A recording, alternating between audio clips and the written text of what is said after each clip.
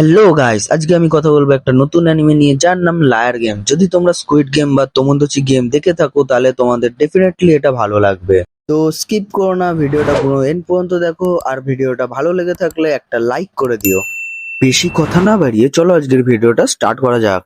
গল্প শুরুতে একটা মেয়েকে দেখি রাস্তায় 100 ইয়ান পড়ে থাকে আর সেটাকে তুলে নিয়ে গিয়ে পুলিশ স্টেশনে জমা দেয়। টাকাটা দিয়ে সে চলে যায় ওখান থেকে। তখন একটা পুলিশ বলে যে মেয়েটা খুবই সৎ, আর একজন বলে যে হ্যাঁ মানে বোকা সৎ। মেয়েটির নাম হলো গিয়ে নাও কেনজাকি। সে ভাবে যে সবাই তাকে বোকা বলে, কিন্তু সে ভাবে আমি এমনই, এতে আমার কোনো যায় আসে না। আমার বাবা আমাকে এরম ভাবেই সৎ ভাবে বড় করেছে। এরপরে কেনজাকি বাড়ি চলে যায়। বাড়িতে গিয়েও একটা পার্সেল পায় যেটা এলজিটি অফিস থেকে এসেছে, কিন্তু সে ওটার অর্ডার করেনি। তারপর ভেতর থেকে একটি কালো চিঠি বের হয় যেটাতে লেখা থাকে, নাও কেনজাকি তুমি এখন থেকে লায়ার গেমের অংশ।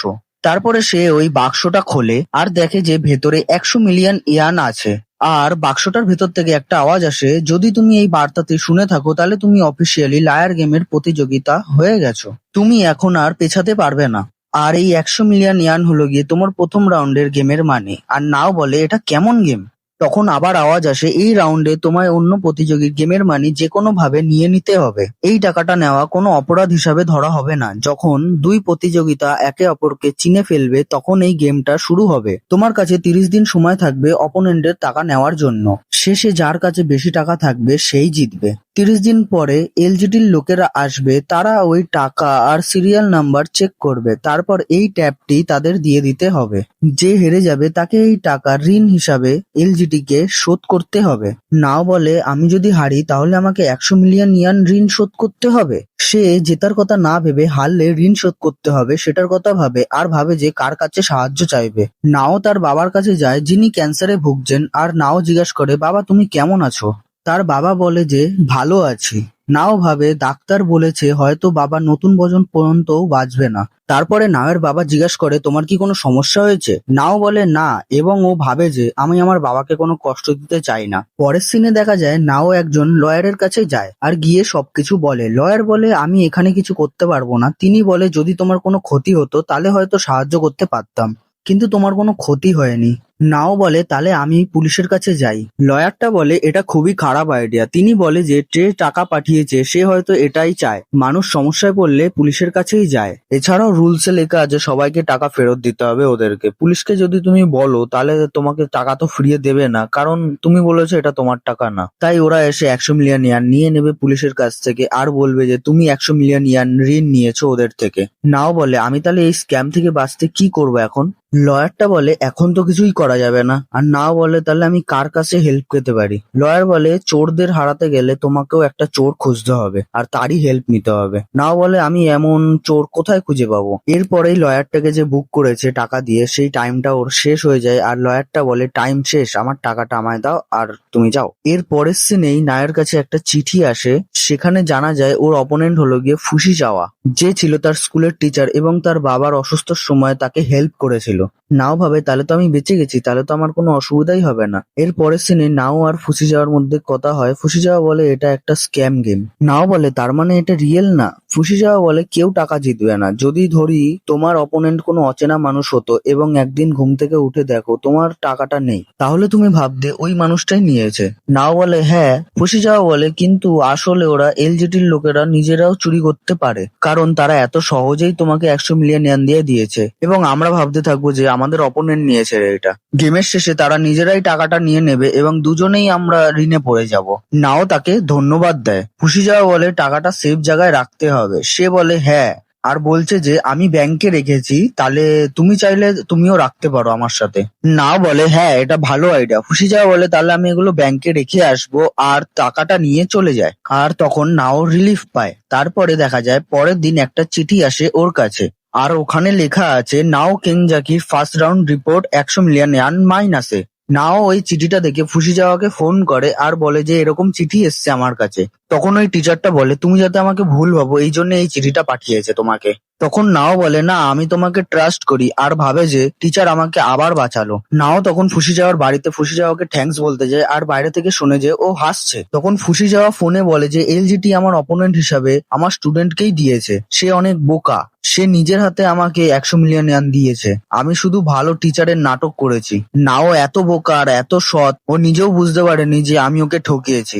নাও তারপর ওটা শুনে শক হয়ে যায় আর ভাবে যে পুরো সময় টিচার আমাকে মিথ্যে বললো। সে কেঁদে দেয় আর সে ডিসাইড করে টাকাটা ফিরিয়ে নেবে। এটার পরে ও বাড়িতে চলে যায়, আর বাড়িতে গিয়ে ও খুঁজতে থাকে যে ওর কে হেল্প করতে পারবে। তখন একটা আর্টিকেল খুঁজে পায় যেখানে লেখা থাকে জেল থেকে আজকে একটা ট্যালেন্টেড ঠকবাজ বের হবে, আর একটা কারাপ্ট কোম্পানিকে বন্ধ করেছিল সে। তার নাম হলো গিয়ে শিনিচি আকিয়ামা। তারপরে সিন কাট হয় আর জেলের বাইরে দেখানো হয়, আর সেখানে দেখানো হয় যে কতগুলো রিপোর্টাররা ওয়েট করছে আকিয়ামার জন্য। একজন বের হলো কিন্তু ওরা বলল এটা আকিয়ামা না। পুলিশটা বলে চলে যান এখান দিয়ে। রিপোর্টাররা জিজ্ঞাসা করে আকিয়ামা কোথায়, পুলিশ বলে ও তো অনেকক্ষণ আগেই চলে গেছে। রিপোর্টাররা বুঝতে পারে না ও কখন গেল। তখন আরেকটা পুলিশ বলে আকিয়ামা ডিজাইনে এক্সপার্ট। তারপর রিপোর্টাররা আবার ওকে খুঁজতে যায়, কিন্তু আসলে ওই পুলিশটাই আকিয়ামা ছিল। আকিয়ামা দৌড়ে পালাতে যায়, তখন নাওর সাথে ওর ভুল করে ধাক্কা লেগে যায়। নাও তখন বলে তুমি আকিয়ামা না? আকিয়ামা বলে না আমি অন্য কেউ।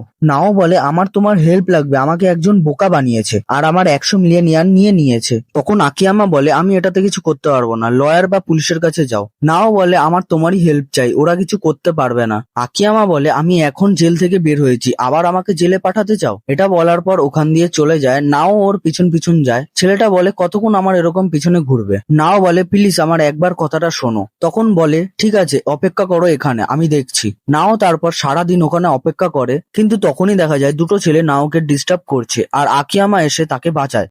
আকিয়ামা বলে তুমি একটু বেশিই ভোঁতা, তাই তোমার উপরে স্ক্যাম হয়েছে। নাও বলে সৎ হওয়া কি খারাপ? আকিয়ামা বলে ছাড়ো এসব, কি হয়েছে সেটা বলো। নাও সবকিছু বলে আর বলে আমি শুধু গেম থেকে বের হতে চাই না। তারপরে আকিয়ামা বলে ঠিক আছে চলো যাওয়া যাক ওই টিচারের কাছে। তখন ওরা টিচারের কাছে যায়, আর ওখানে গিয়ে নাও বলে যে আমার টাকা আমায় ফেরত দাও। টিচার বলে আমার ব্যাংকে আছে, আমি পরে দেবো। নাও বলে আমি সব শুনতে পেয়েছি, তুমি কি বলেছো, আমার টাকাটা আমার এখনই ফেরত লাগবে। তখন টিচারটা বলে আমি দেবো না, কি করবি তুই? আকিয়ামা বলে কালকের মধ্যে ফেরত না দিলে আমি না পুলিশের কাছে যাব। টিচার বলে পুলিশের কাছে গিয়ে কোনো লাভ হবে না, কারণ রুলে লেখাই আছে এটা কোনো ক্রাইম না। আকিয়ামা বলে তার মানে তুই গেমটা খেলছিস? টিচার তারপর ওটা শুনে ভয় পেয়ে যায়, আর আকিয়ামা বলে তার মানে তুই জেতার জন্য এসব করেছিস? টিচারটা বলে হ্যাঁ আমি যাতে জিততে পারি, আর আমি যদি না নিতাম ও আমার দিয়ে নিয়ে নিত।